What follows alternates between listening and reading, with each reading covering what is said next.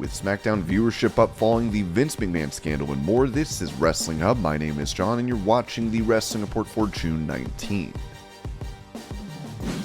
Before we get into the rest of the video, make sure you subscribe to Wrestling Hub and turn on all notifications to stay up to date with everything in the world of pro wrestling. Also, don't forget to follow us on Instagram at Wrestling Hub Official and follow us on Twitter at Wrestling_Hub.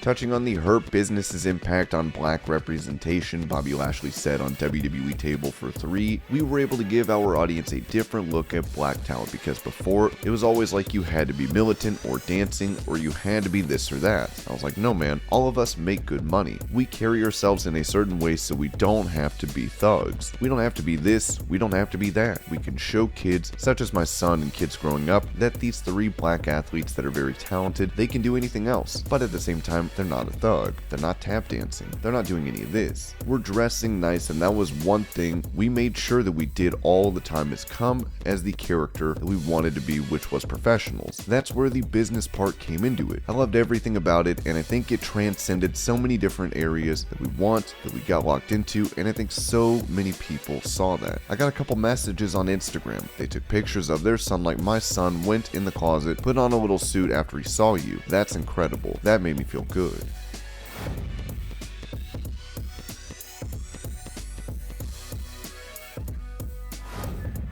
Speaking about the advice he gives to stars in AEW, Jake Roberts said on the DDP Snake Pit podcast, "I just tell them not to be afraid to be different. I used to use a lot of subliminal thought stuff whenever I did interviews, and I still believe in that stuff. I think it gets a hold of people. You need to say something in your interview that grabs people and shakes them a little bit. Now you can do that one way is by saying something that they know to be true, or something that they've heard 1,000 times. And then when you calmly say it, automatically their mind connection goes, yeah, I've heard that before. Whether it's, don't play with that boy at the end of the block, he's a bad boy, don't eat this, it's bad for you, don't trust this kind of people, they're no good. You've heard that before and your mind agrees with it without you knowing it. If you say it in an interview, you've got the hook into them and they're not following you. So that's what I try to tell them. I don't know if any of them get it. I hope they do. But yeah, the main thing is don't be afraid to be different. I basically had to come up with my interview style from necessity. Back in 1975, I got a knee dropped on my throat and I crushed my voice box. So this is as loud as I get. If I try to scream, nothing comes out. So I had to learn a different way to do it, but it certainly worked well for me, and I'm so grateful for the man above to lead me down that road and show me something different."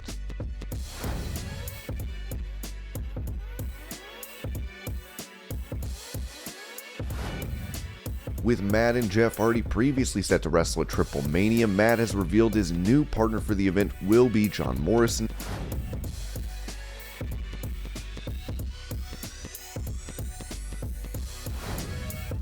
Talking to the 5 Count about his WWE career, Sheamus revealed how long he wants to continue wrestling. "You never know what life brings you. The ups and downs, the roller coaster rides in this job for me have been incredible. On June 30th, I celebrate 13 years with WWE. I feel like I've got 13 years left, to be honest. Yeah, I'm excited to get to Minneapolis. I like Minneapolis. There's a really good store up there. I can't think of a name. That's where I bought 1 or 2 of me shillelaghs that I use for live events. So it's a really good Irish contingency up in Minneapolis as well. Irish people love the cold. It's like the best of all worlds." Sheamus would also hint at changing his WWE schedule. "I think I'd keep it fresh. It'd be great to do acting a couple of months and then back in the ring a couple of months. Adds to the longevity as well. So yeah, I love being in front of the camera, whether it's promos, backstage, or in the ring wrestling, or movies or TV shows, whatever it is. It's a fun job."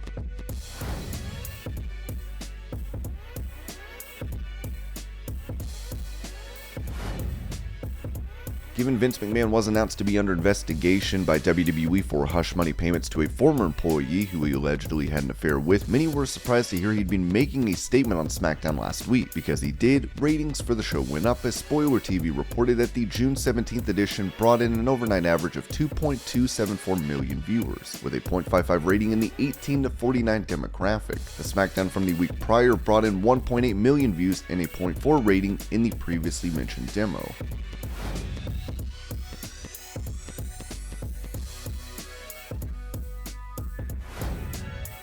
Sticking with the McMahon scandal, play-by-play commentator for Raw Jimmy Smith touched on what's to come for WWE with this investigation underway. What is going to get investigated over the next couple months is the culture and the communication between the people who sit next to Vince McMahon. That is what's going to get looked at. Why? A culture's hard to hide. You can hide an act. You can do something and you make a mistake and you make amends for that mistake and all these things. You can do that. It's what is going on communication-wise behind the scenes. That's what this investigation is going to be looking at. They're going to be looking at the executive culture of WWE. The good news from my perspective is I have spent 5 minutes total talking to any executive from WWE. They don't really have any reason to talk to me.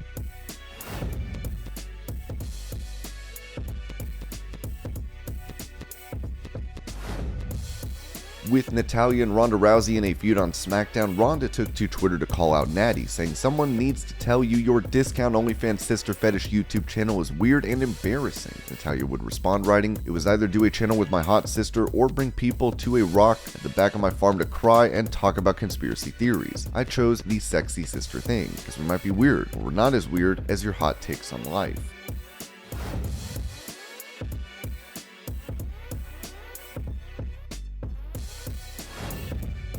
Talking to Ryan Satin on Out of Character, US Champion Theory revealed some advice he received from Vince McMahon. "I remember standing right at the mirror at gorilla position, which is right before you go out, and Mr. McMahon was walking up to go into gorilla and he told me, 'Go out there and be confident like I know you are.' I remember that was like the first message that really resonated with me, and this was since we had that meeting, which was probably maybe a few weeks before. So this was the first thing I was really hearing right before I was going to perform. And that kind of sat with me and I was like, he knows I'm confident, and I know I'm confident. I'm not going to go out there and do something that I don't know how to do. So I know I got here, so let's go out there and work."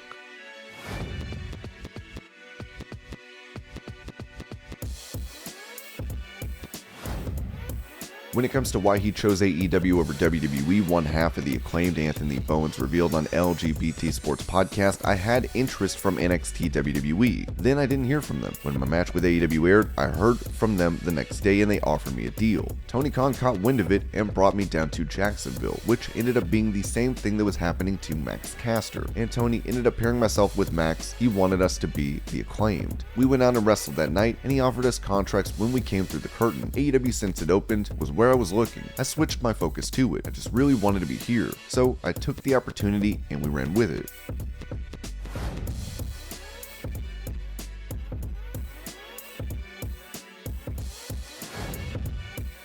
With him set to return for a match at StarCast next month, Ric Flair spoke in the Two-Man Power Trip podcast saying this about the bout. "In 2018, I had 4 heart operations in 7 weeks, right? 4 different doctors. So who do you believe? Everybody's got a different theory on what I can do, what I can't do. So the first guy says I can't go skiing. Told me never go above 10,000 feet, so I went to Valley Ski Resort 20,000 feet. I went skiing. I fell down skiing. I fell down in the ice skating, so if I can do that, I can wrestle, and I'm drinking again, so, which I'm never supposed to be doing. It's easy to blame any aspect of what I've been through on what could happen, but it's not. I'm not worried about it. Does that make sense? And I'm just having fun and I'm enjoying the competition it creates within myself and just want to show off. If I can do it at 73, and I'll be better fundamentally than 85% of the roster in either company. I'm not talking about flying off the top rope in that, but punching, kicking, psychology of wrestling. I'll be better than 85, and I got another month and a half to train. I won't go in there not ready."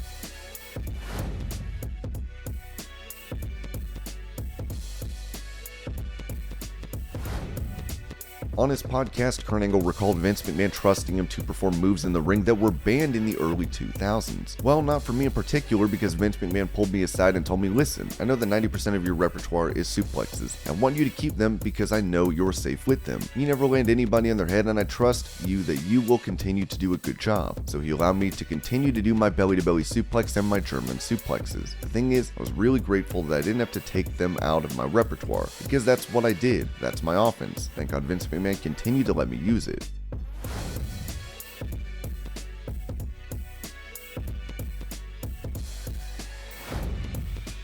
In some unfortunate news, WWE has announced that longtime referee for the company Tim White has passed away. As they wrote, for more than 2 decades, Tim White was a dedicated WWE referee and official. White began his illustrious career in 1985, working with Andre the Giant and as a part-time referee. During his tenure, he was the referee for some of WWE's biggest matches, including the infamous Hell in a Cell match between Undertaker and Mankind at King of the Ring 1998. A shoulder injury effectively ended White's in-ring career, but White still remained a major part of WWE, working behind the scenes as an official and talent agent until 2009. WWE extends its condolences to White's family, friends, and fans.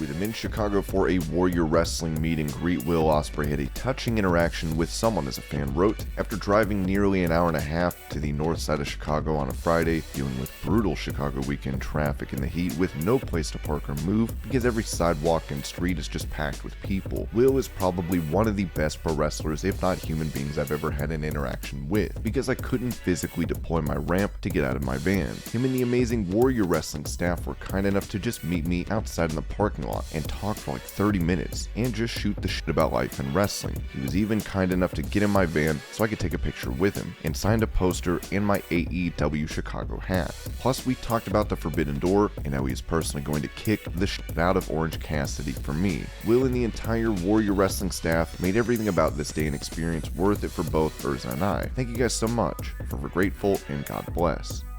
And this was your Pro Wrestling News Update. I hope you're all having a great day. Thank you so much for watching, and I'll see you later.